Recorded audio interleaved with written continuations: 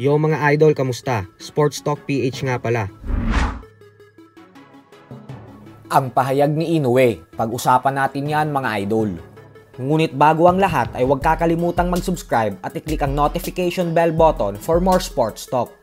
So 4 na tulog na nga lamang po ang inaantay natin at muli na nating makikitang sumampa sa ibabaw ng lona ang current undisputed super bantamweight world champion Japanese monster Naoya Inoue, kung saan makakasagupa niya ang tinaguriang Pacquiao ng South Korea na si Yeon Kim.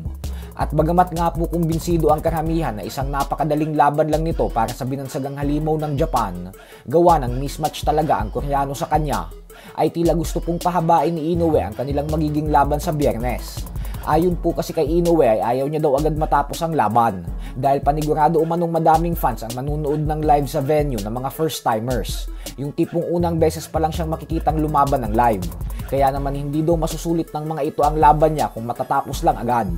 Pero giniit nga po ni Inoue na kung dumating daw agad ang pagkakataon para sa isang knockout, ay agad niya pa din daw itong sasamantalahin at hindi sasayangin ang oportunidad para sa isang impresibong panalo via knockout.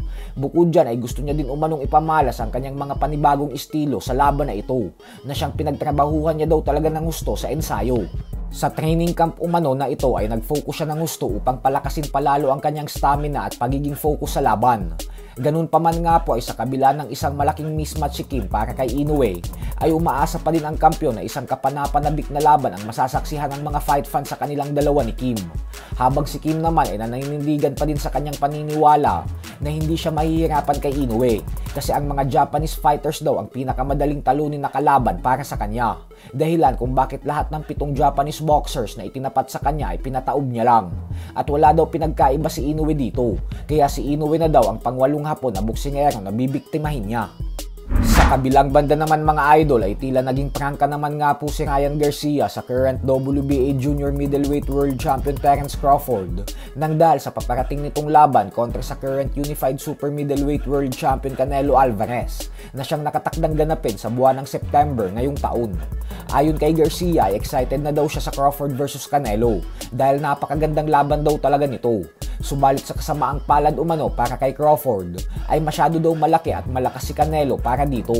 Paliwanag ni Garcia na may rason umano kung bakit may mga weight division sa sports ng suntukan. At marahil umano sa ngayon ay hindi pa ito nakikita ni Crawford, pero panigurado daw na mapagtatanto nito ang desisyon na ginawa niyang umakyat ng super middleweight sa oras na matikman niya na ang bagsik ng kamao ni Canelo.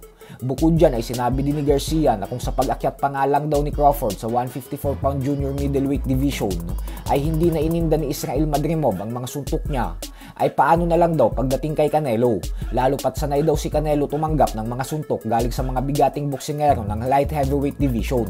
Kaya naman panigurado daw na lalakaran lang ni Canelo ang mga suntok ni Crawford. So hanggang dito na lang po muna tayo mga idol.